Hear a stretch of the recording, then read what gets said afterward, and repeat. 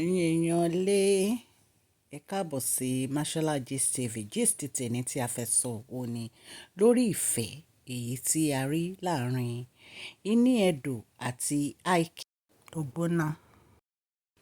Èyí lágbára o, ìfẹ́ ló borí ohun gbogbo. Èyí náà mọ̀ pé Edo ti fẹ́ èèyàn kan rí ní Amẹ́ríkà tó ń jẹ́ Mr. Felix, tó dẹ̀ jẹ́ pé marriage yìí kò work láàrin wọn. Wọ́n ní Houston ni arákùnrin náà ń gbé, ní ìlú Amẹ́ríkà ni ọkùnrin yìí wà, ṣùgbọ́n àmọ́ nǹkan tó dé tí wọ́n fi divorce. Nǹkan tá a kò gbọ́ náà ni pé kò work láàrin wọn. Marriage ò dẹ̀ ń ṣe nǹkan tó yẹ pé èèyàn ń fi tipátipá mú. Obìnrin àtọkùnrin wọ́n ní right láti go on their separate life tí marriage ò bá work.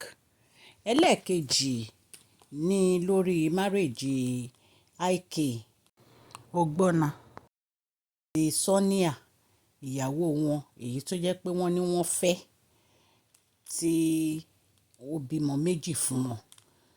Wọ́n ní wọ́n divorce obìnrin yìí, àmọ́ nǹkan tó dé tí wọ́n fi divorce.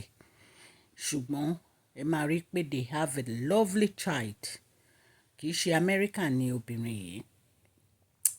So ẹ̀yin èèyàn lé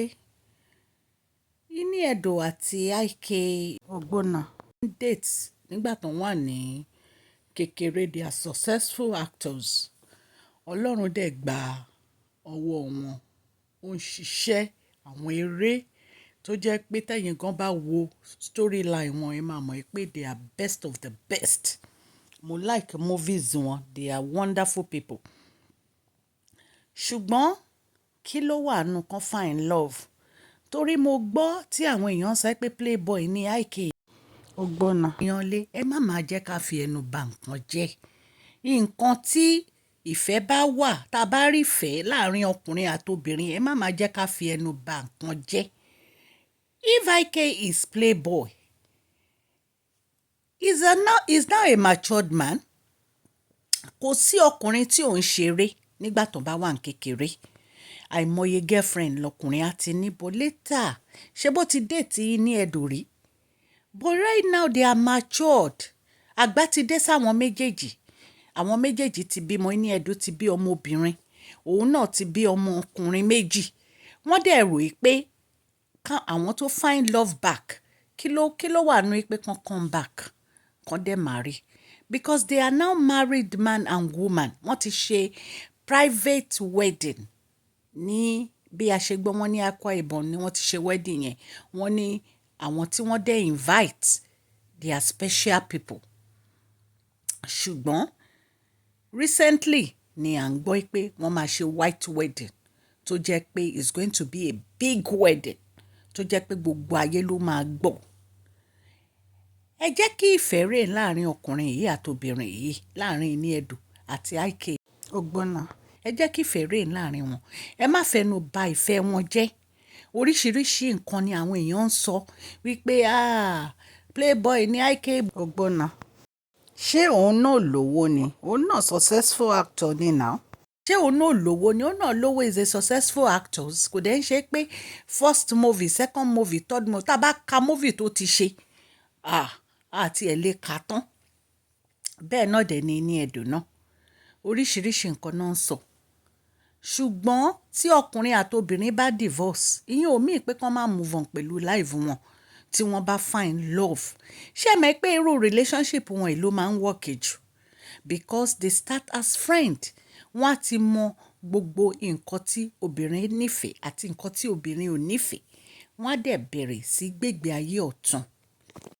Ṣé ẹ dẹ̀ mọ̀ pé téèyàn bá jẹ́ ọ̀rẹ́, ó máa ń jẹ́ kí relationship work because wọn ò ní tẹ ojú ara wọn mọ́lẹ̀.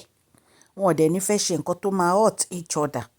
Ìfẹ́ ló borí ohun gbogbo, especially tí obìnrin bá nífẹ̀ẹ́ ọkùnrin.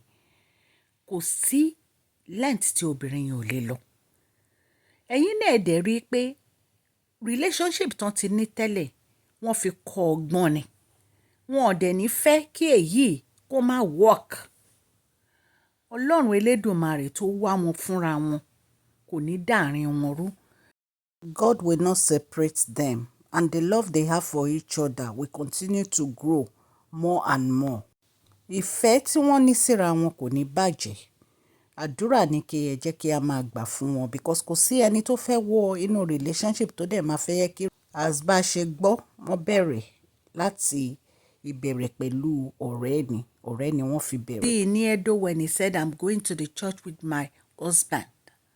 They are married. Wọ́n ti ṣe traditional married. Ó kọ̀ ṣe church wedding ni. Wọ́n dẹ̀ ní wedding tó máa ṣe yìí, wọ́n láyé máa gbọ́ ọ̀run máa mọ̀ ni. Torí they are both celebrities. Ẹ jẹ́ ká appreciate wọn. Ẹ má jẹ́ ká fẹnu bà wọ́n jẹ́. Nítorí pé ó tọ́, nǹkan tó tọ́ ni wọ́n ń ṣe.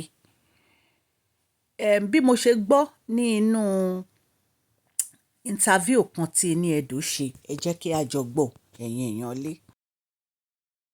Still believe that as a man you should be able to command respect. Somebody that would just really love me. Just that's all. I'm not asking for too much. You don't see love. No, not like I don't. You see plenty. No. So that's what you're looking for. Yeah, that's the thing. So loving somebody and being, two different things. You can love someone, but you're not ready to be a committed person.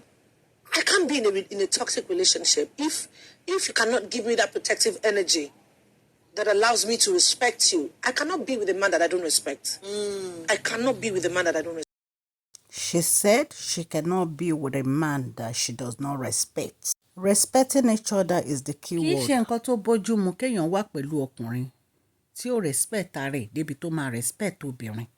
Ẹ̀yin èèyàn lé, àwọn ọkùnrin míì wà, wọ́n máa ń abuse obìnrin ni. Àwọn ọkùnrin míì wà, wọ́n stingy. Wọn ò lè ná 10 kọ́bọ̀ fún obìnrin. Obìnrin náà máa fẹ́ kó ṣe gbogbo nǹkan fún wọn. Báwo lobìnrin ṣe fẹ́ respect irú ọkùnrin báyẹn, ẹ sọ fún mi. Àwọn ọkùnrin míì wà tó jẹ́ pé alágbèrè ni wọ́n. Kò sí irú obìnrin tán lè fẹ́, kò bá jẹ́ queen, wọ́n sì ṣàgbèrè. Báwo ni obìnrin náà ṣe fẹ́ respect irú ọkùnrin báyìí? So ní Edo right tó lóun ò lè dúró pẹ̀lú ọkùnrin tí òun ò lè respect. She said she can never be with a man that she does not respect, and that is the best thing. Gbogbo nǹkan tá bá ń ṣe láyé ẹ jẹ́ ká respect ara wa. Tá bá ti respect ara wa, ọkùnrin gan respect wa. Ẹ̀yin èèyàn lé, ọ̀rọ̀ ní Edo Ati Ik Ogbonna wa ní ọgbọ́n gidi ló kọ́ wa. Ká respect ara wa. Tá bá respect ara wa, ọkùnrin gan respect wa, because a mọ̀ pé obìnrin yìí ó respect ara rẹ̀. Àmọ́ ọ̀rọ̀ yìí wá láti iléeṣẹ́ Mashola Gist TV. Ẹ jẹ́ kí a máa fi ojú sọ́nà fún marriage wọn o. Á dẹ̀ bá wa láyé, á bá wa láyọ̀. I love you all. God bless you.